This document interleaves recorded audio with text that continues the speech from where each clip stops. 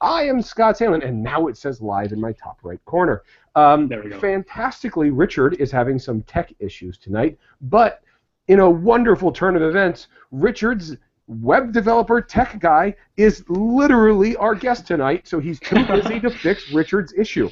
With me tonight is Ruben, who did a ton of work helping me transfer hypnothoughts.com over from the old site to the new site.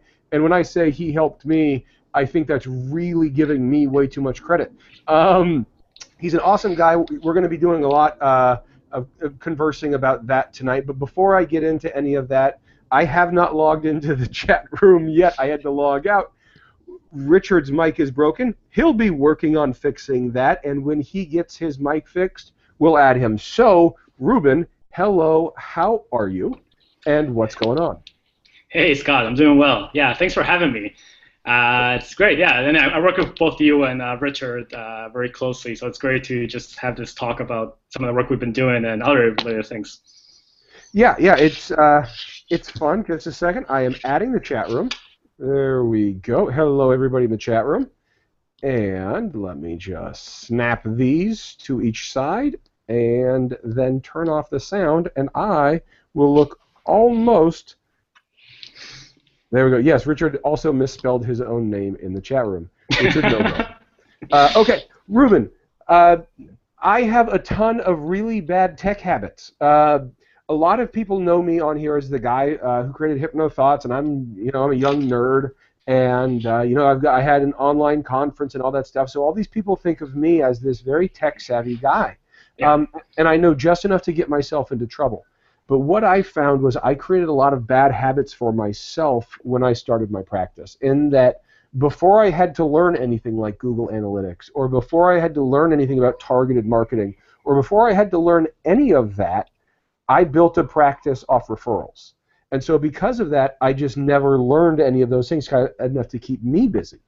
Now I'm transitioning to a spot where I want to grow beyond just keeping me busy, and so I find myself needing to learn a lot of the stuff that you know very well and you do day in and day out. So let's start at something that everyone's kind of heard the name and knows what it is. Google Analytics. What is that, and why should the people in the chat room know what that is? Yeah, of course, yeah. And I will say that, of course, I think a lot of people now know that it all starts with simply having a website, right? That's always the first step. And a lot of people are now way past that. A lot of people now even have websites and even mobile optimized websites. So they got that. They get people coming to that, contacting them. And then you get to a point, like you were saying, you get to a point where you have, let's say, maybe an email newsletter, or you're doing something like Facebook ads or Google ads. You're doing some kind of online marketing. And that's where analytics really becomes useful. So Google Analytics is a product by Google, of course, as the name states, and it's a free product. It's actually a really good free product. Oh, Richard's back now. Hey, we hear you. Welcome, Richard. All I needed to do was be on the same webcast as Ruben. Now, as you can see, my office is a disaster, and that's because I'm not in the part of the office where I usually am, because I killed off the driver on my microphone, apparently. And so I've moved over here, and it's great to be here. Glad everybody's here today. Keep talking. I'm just surprised I'm here. So I'll come back and say something rational in a minute. Let me put up a beautiful display so it looks more presentable. Back to the yeah, that's what we need. Okay, awesome. Yeah, so Google Analytics is a free product by Google. It's actually very, very good. And what it gives you, it just gives you insight into what's happening in your site. So let's say you have your site right now. You're driving traffic to it in many different ways. A lot of people don't use analytics. They just look at the final number. So they say, 10 people contacted me this month, or 100 people signed up for my newsletter. But there's so much more happening way before that.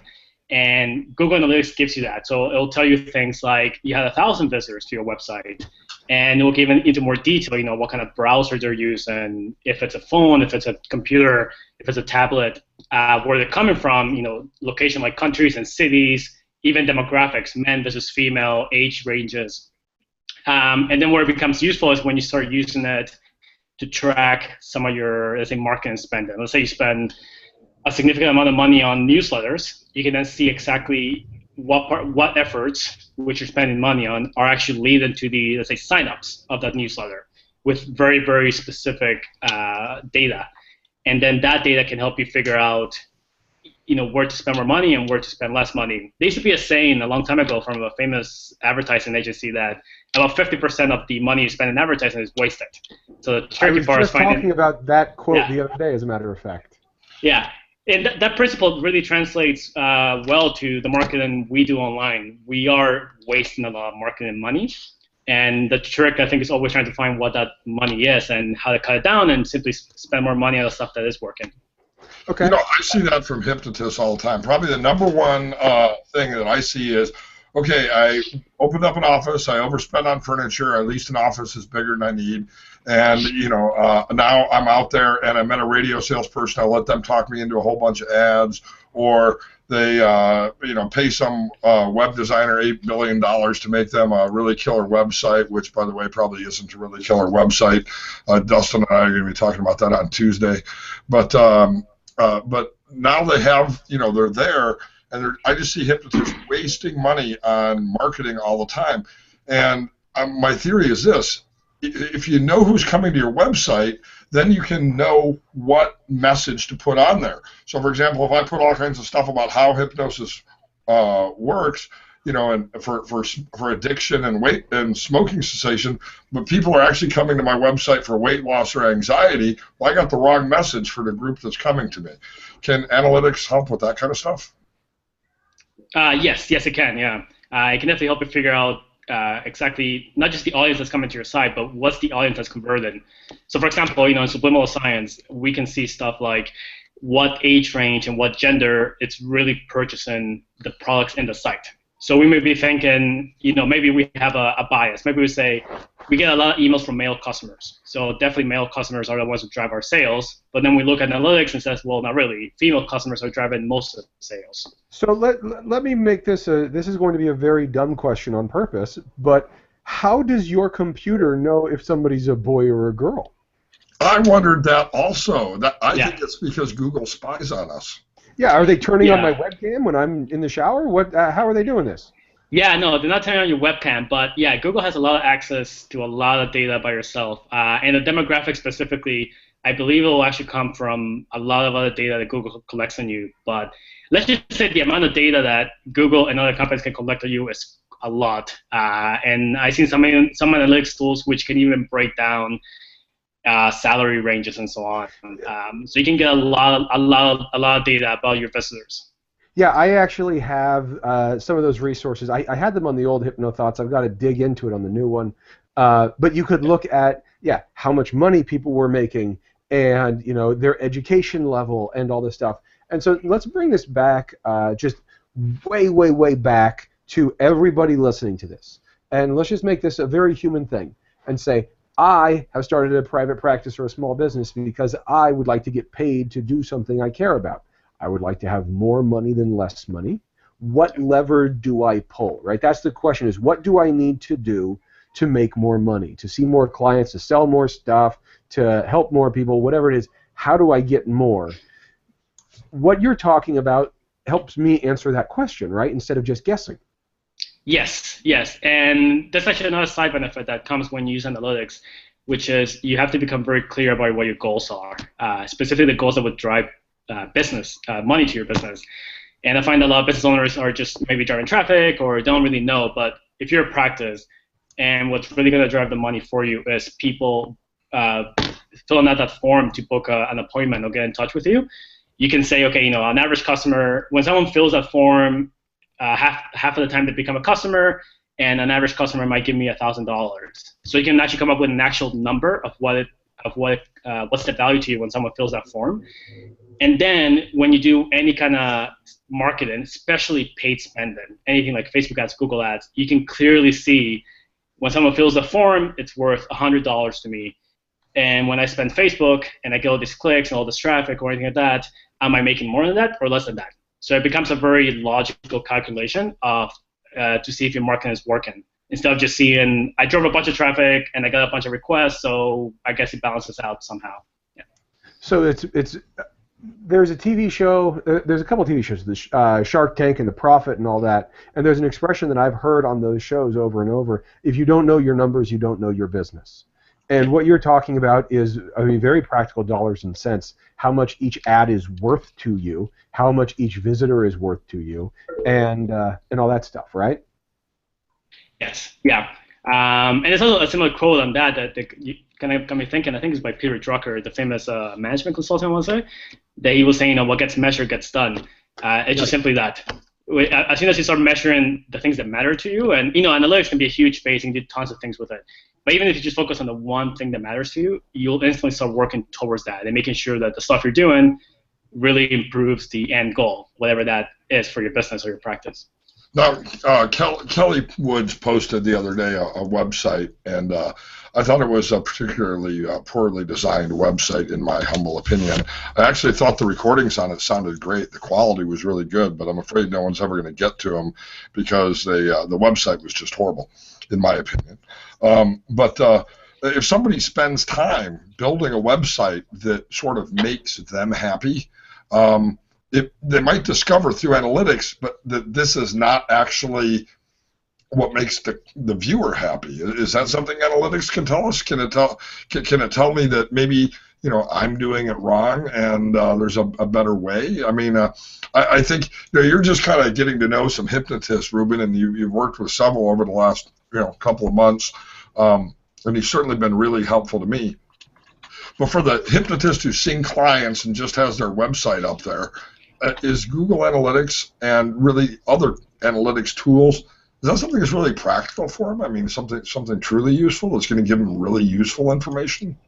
Yeah, and it helps you get out of the bias you might have. And I see all the time where a client will come to me and be like, we have an issue with a website, whatever's not happening, and people are not submitting the form to get in touch with me. And it told me, I think this page might be wrong, and I might be like, no, I love that page. It's my favorite page. I designed it myself, or something else.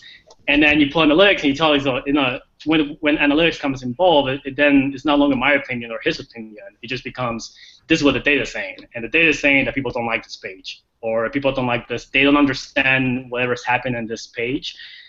So we have to change it, even if it's your favorite page in the world or your favorite design in the world. You got to do whatever makes sense for your customers.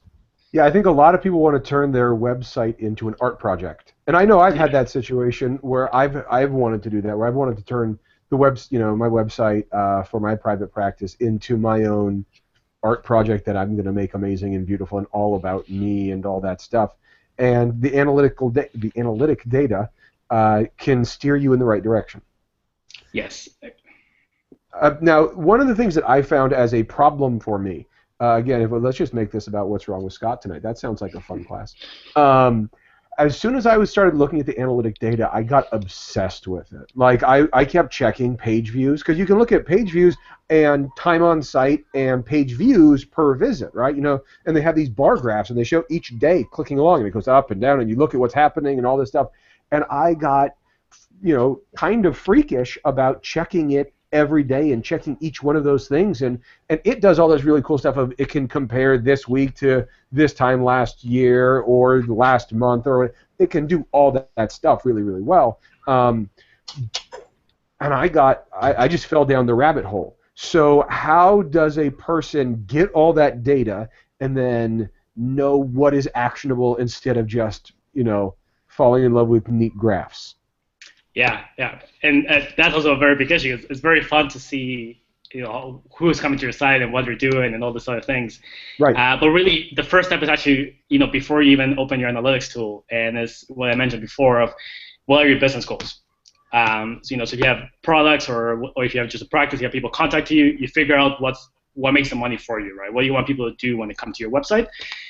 And then you come to your analytics with very specific questions. So a question might be, I have people coming to my site, I'm driving traffic to it, but not enough people are submitted the form to get in touch with me. What can I do about that? And then with that very specific question, you can start to dig down, and that will take you to the right places. You'll start by looking at the form, maybe the contact page. Are people getting there? And are people getting to that page from the home page, and so on and so on. And just sticking to that question will make sure you're not looking at what we call kind of vanity metrics. Vanity metrics is really anything that's not relevant to your goals. And vanity metrics change all the time, and they change for every single business. But for example, there's a metric called time on site, which is just how long people spend on your site. And people love this. It's a very popular metric because there's an assumption that the longer people spend on your site, the more they're going to do things on your site, right? But the reality is for a lot of businesses, it's actually a very relevant metric because someone can come, be there for 60 seconds, and submit the form and get out, right? And so someone can open that tab and then get distracted and go to lunch with that tab open, and it gives you a false positive. Exactly. So if you fall in love with a time on site metric and you say, I'm going to do whatever it takes to increase this metric, no matter what it takes, then you can spend a lot of time and effort increasing the metric, and then you'll be successful at increasing the metric, but it may not actually drive the goals that you're looking for. Well, go ahead. Oh, sorry. Yeah. So the specific questions and really understanding the goals of your business and how they relate to analytics, it's really what gets you on the right path. And you'll see instantly if something is relevant to your business or if it's a value metric. All right. Now, every Sunday night we get together and we spend some time talking about hypnosis, everything related from the clinical side of things to the entertainment side of things to the business side of things. Answer any questions. If anyone has any questions for Ruben, feel free to ask. They want to know if you're married, and they also think so those are some of the questions, but I'd rather have you ask some tech-related questions and let him have his personal life. The flip side of that, though, is we also spent some time doing some hypnosis tonight. Ruben's going to guide us to a lengthy hypnosis session later on. No, Ruben's one of our few guests who won't be doing that. I guess I'll probably do that at some point later on. But every Sunday night we get together here for the same reason, to share, to learn about hypnosis, even the tech side of things as we're doing tonight. So thank you, Ruben, for being here with us, and Scott for covering while my microphone was dead. Now, is getting into analytics something that's difficult, Ruben? Can anybody just start looking at data? How do you do this? I mean, I use Jetpack to look at my daily page stats on WordPress and use some other features in there. Google Analytics is something you've hooked me up with, and that's yielded some really useful data to me. Is this something anybody can set up or to begin with, or does this take advanced rocket science to get going? No, I would say it's relatively straightforward to set up. There's a few things, of course, kind of catch things to think about when you set it up. But if you're just starting now, you just want to play with data, you can start with something as simple as Jetpack for WordPress, as a plugin for WordPress. And once you get that, you can go towards Google Analytics. And Google Analytics gives you a little piece of code, HTML code. You plug it into your website and where they recommend, and it just starts collecting data. You don't actually have to do anything else from that. And I think that's actually quite popular for people these days because Facebook also gives you that kind of code if you're doing Facebook marketing, and a few other marketing-related tools ask you to put codes on your website. So it's the very same process. And then once you put it there, after a few days, you're going to see all the data come in. And I'm talking a lot of data. You'd be surprised that little piece of code will give you all the stuff that we talk about, countries and demographics and sessions and pages from all that. So getting data will be easy. The hardest thing, I think, will be for people to focus down on the data that matters to them and not to get lost. Yeah, because it really is drinking from a fire hose, right? I mean, there's just so much stuff. All right, now, I have another question here, Ruben. So if I start getting data, if it starts coming in, new hypnotists ask me all the time, they say, oh, should I buy ads on Facebook or should I buy Google AdWords? And I always say, no, don't do that. You're going to go broke. You're going to show your ad to 1 billion people and nobody's ever going to book an appointment from it.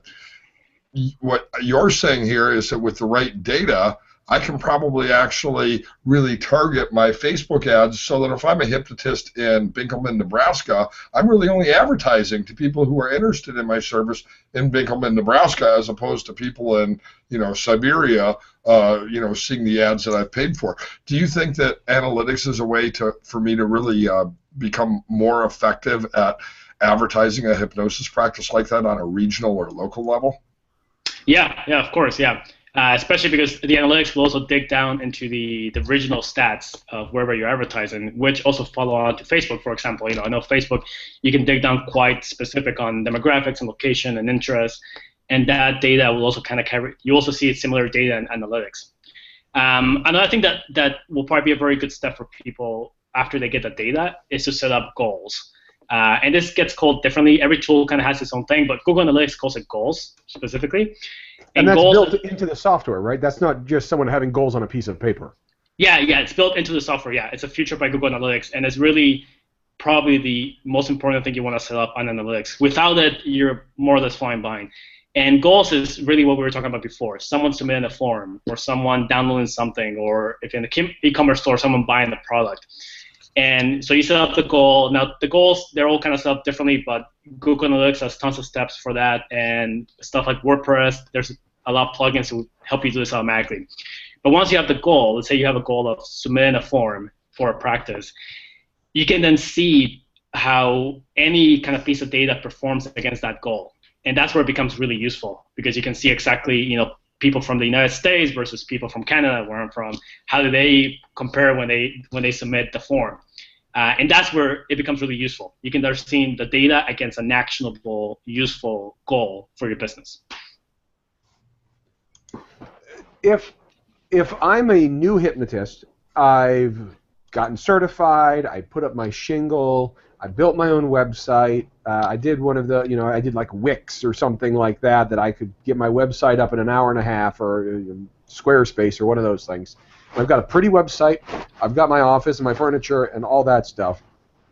If I want to get started doing analytics, do I need to find a guy like you?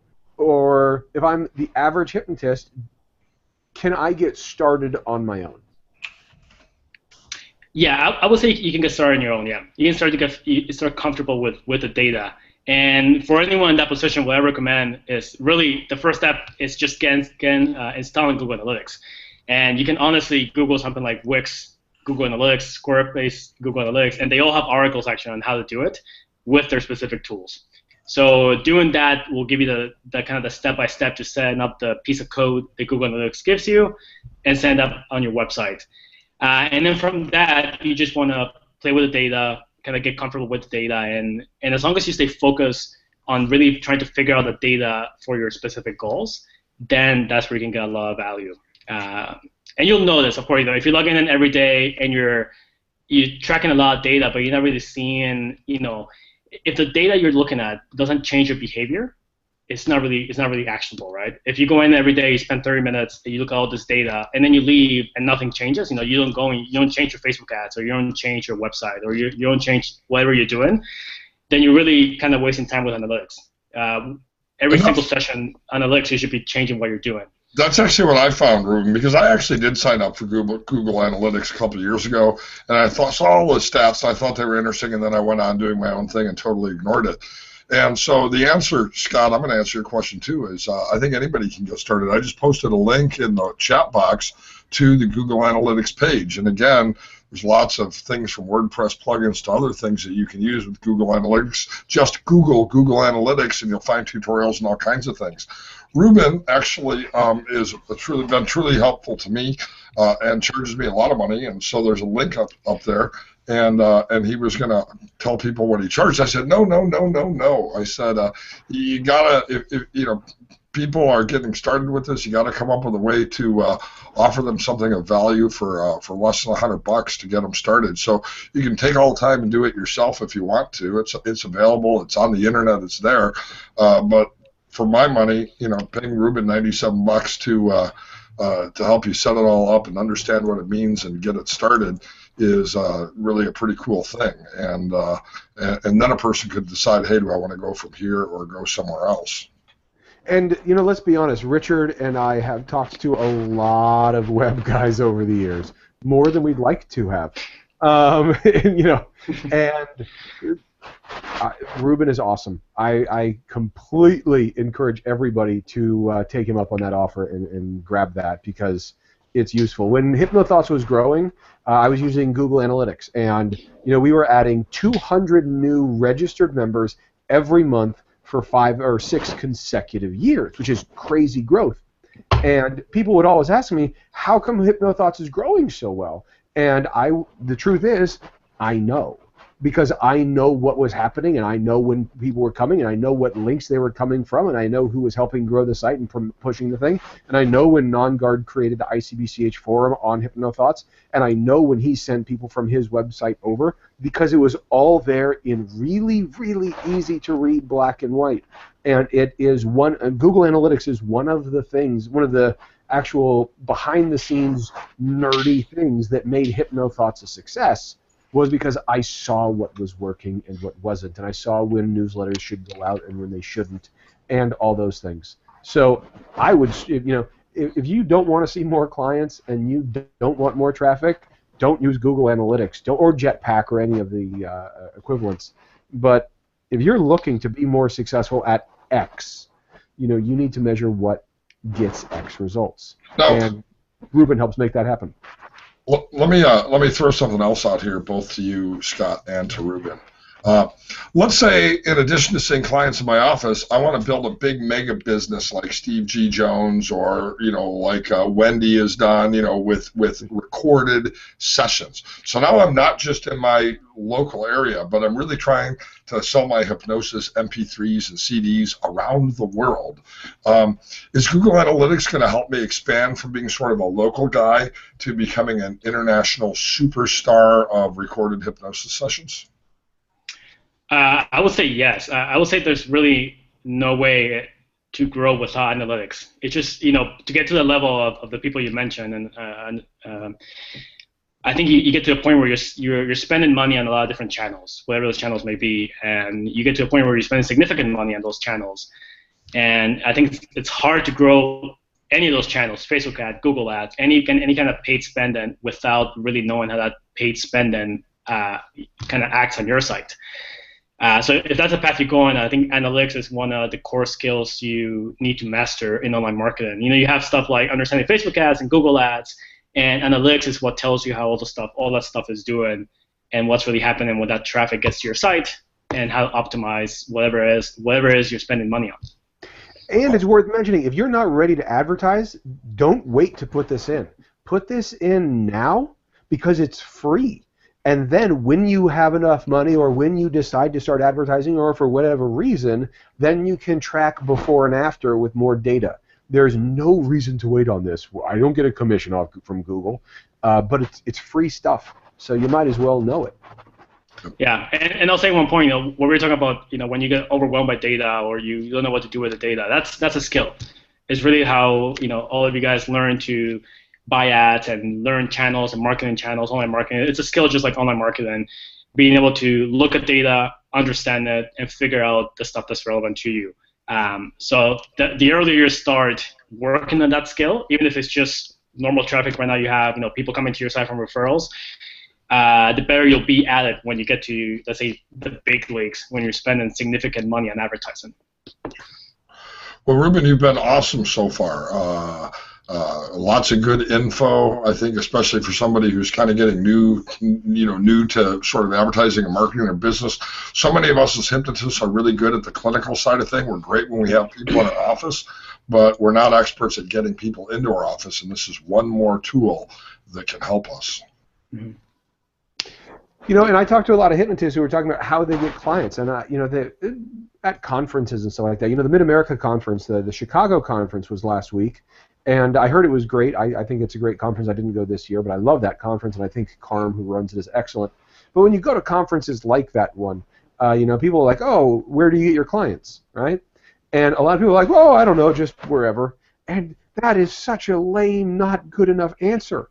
If you don't know how you're getting clients, how do you know how to get more or less, right? Why does your phone ring or not ring? And there is literally no excuse for not knowing that if the thing that tells you costs $0 and there's a free walkthrough on how to set it up and an offer from an expert on getting it integrated in your site. Yeah, exactly. Yeah, the data is there to be used, and it's definitely something that companies, as they become very mature, they're very good at it. When you look at bigger companies, they all have very, very specialized teams on it. And stuff like Google Analytics has made it accessible for anyone. You don't have to. It used to be, analytics used to be a very expensive tool to set up, now Google Analytics is completely free, and it's an amazing, very good free product that Google provides. Yeah. Very cool. Very cool. Well, thank you very much, Ruben. You want to stay around and get hypnotized? Sure, yeah, I'll try it. You know, when I first started working with Ruben, he said, all right, tell me about this hypnosis thing. Is this real? So we had a conversation about realness. And then he met Scott, and so then he was convinced it was real. Convinced it was something. So, Scott, are you going to hypnotize our lovely group tonight, or am I going to hypnotize our lovely group, or are we going to hypnotize our lovely group together? I thought it was your turn, but I'm happy to do it, or we can share it. Let's share it. All right. You want to do induction and bring them out? Okay, I'll do induction, and you give them some awesome suggestions, and then we'll all wake up. Cool. Unless it's bedtime. You know, let me just point something. You know, I'm going to bring people up, but here's something that I do in a couple of my MP3s. I think people don't recognize that this is a possibility. So I do this in my jet lag MP3, and I also do this in my insomnia MP3. At the end, I say, and if it's time for you to complete the rest of the day, to have energy and go about the rest of your tasks, when I count from 1 to 3, open the eyes and be ready for the rest of the day, feeling wonderful from this experience. If you're listening to this at the end of the day and it's safe for you to simply drift into a deep sleep, when I count to 3, rather than opening your eyes, let yourself drift into an even deeper sleep, sleeping restfully and peacefully all night long. So you can give people an option on how they're going to respond in the process. And I think people often don't recognize it, that they can simply give people choice even in trance termination. Look at you. Sorry, I was coming up with what I want to say during the process. So. Okay, all right. Then I've got my thing. I'm gonna, Ruben, we mute our mics and get rid of your webcam while he's doing the hypnosis, so you don't have to be on screen while you're being hypnotized. Perfect. Right. Just enjoy the process. So, thank you everybody for attending tonight so far. And of course, we want everybody to have a chance to experience hypnosis as well as learn about hypnosis, or in tonight's case, about the business of hypnosis. But now it's time for you to focus on yourself, your inner resources, and the experiences that you can create that can lead you not only online in your marketing efforts, but in every area of life to the next level. And so begin by simply relaxing in the comfortable chair where you are, and close the eyes down and take in a breath. And when you breathe in, pay attention to that breath, following the air as it goes into your lungs and becomes an exhale, and paying attention to what it's like to breathe out. We know, of course, that by bringing our attention to the breath, it helps us to leave behind any regrets of yesterday or any fears of the future, and really to focus on all of the abundance that we have right now. And so be present, breathing in, breathing out, paying attention to any muscles in the body that might be carrying the tension of the day, and letting those muscles relax.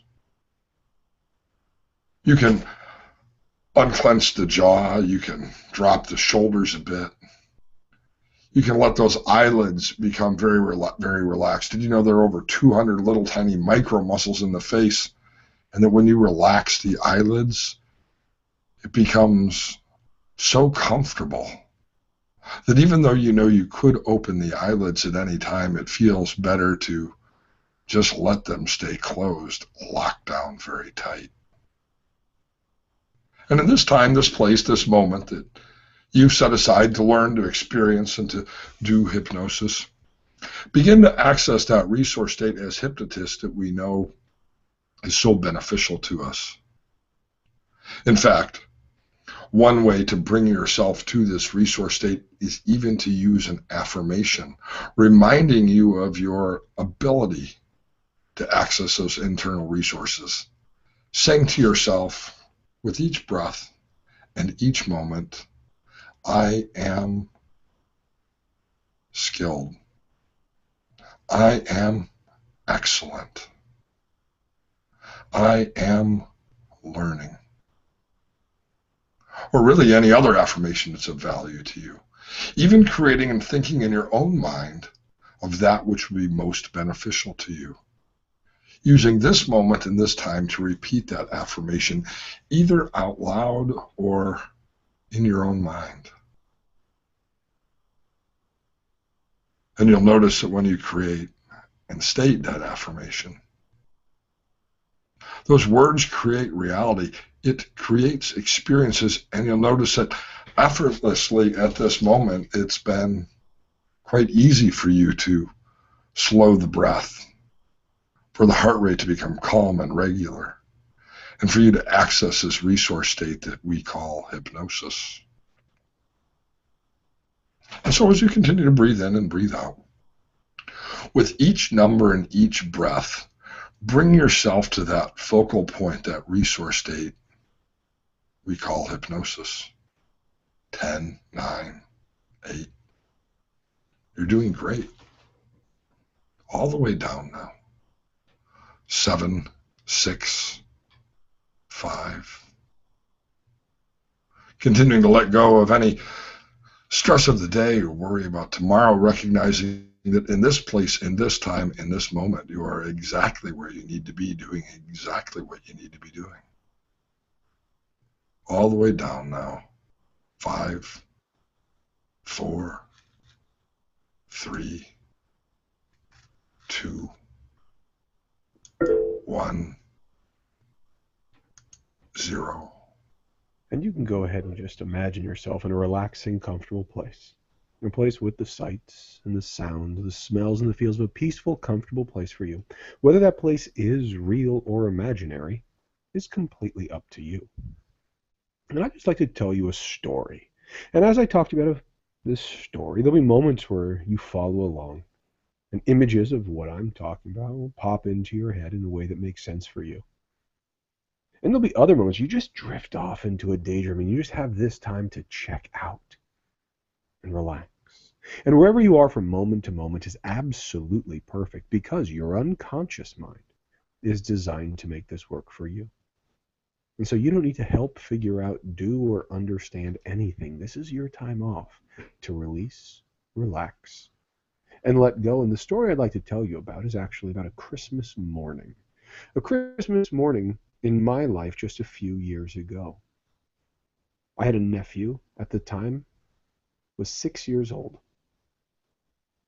And at the time, what he wanted more than anything for Christmas was Legos. And so his mom got him Legos, and I got him Legos. His grandparents got him Legos. We got him all the Legos and all the different sets that we could find. And on Christmas Eve that night, I helped play Santa Claus after he went to sleep, and I was building the Lego pirate ship, putting it together, all the pieces. Sitting on the floor of my sister's home, near the fireplace, assembling Legos. And I didn't realize how fun it would be. It was my first time being Santa, and I didn't know if the thing I was enjoying most was giving a gift to this child or just getting to play with toys. And it took a while to build that pirate ship, pretty complex, but he had other Legos there too. There were presents from Santa. Staged there, a couple little Lego sets by the fireplace in his stocking. Well, in the morning, he walked down the hall, very early in the morning, waking us all up with those excited cheers of Santa came, Santa came. And we woke up and we went down with our strong cups of coffee. And he was so excited, he was showing us each of his toys one at a time and telling us in great detail why Santa was so cool and why this thing was so great. And he got to the pirate ship, this Lego pirate ship, and he held it up for everyone. He says, "Look at the Lego pirate ship Santa gave me." And then he put it down behind him instantly and moved on to the stuff that had not been assembled, the stuff that was more exciting to him for that reason. And I said, whoa, whoa, whoa, hey there, champ. Let's take another gander at that pirate ship. Look at that thing. It's a lot of pieces. I think those cannons move. Santa's elves must have loved you a lot. You must have been a pretty good boy. And he looked at me and said, yeah, but it's already built, so the fun part's over. And it was at that moment that I realized a couple things. The first one was that I think I was having fun playing with the Legos the night before. And the second thing I realized was that if you wanted to ruin a small child's life, a wonderful curse to place on a child would be, I hope your Legos always come assembled. Because building it is the fun part. And that's what this is about. Building it is the fun part. And whether we're talking about Legos or your private practice or a toy or a game or a family or a lifestyle or anything else in your life, when done properly with the right attitude, building it is the fun part. You look at these guys like Elon Musk, and he makes PayPal, and that would be enough, and he becomes a billionaire. And then he makes a solar company and a car company and a spaceship company and all these different things, because building it is the best part of Legos. And so you can begin to think of your private practice as a set of Legos that you're assembling, and every piece of information you get is a new set of pieces. Every insight, every education, every data point and little bit of knowledge is another set of pieces. Some of those pieces are pretty special. Some of those pieces have hinges, or the right color, or the right number of little squares and spaces. And sometimes you look at your Lego set and you say, you know, I just really need a flat piece, or I just really need a big square piece, or whatever it might be. And sometimes you might say, I don't know what I need.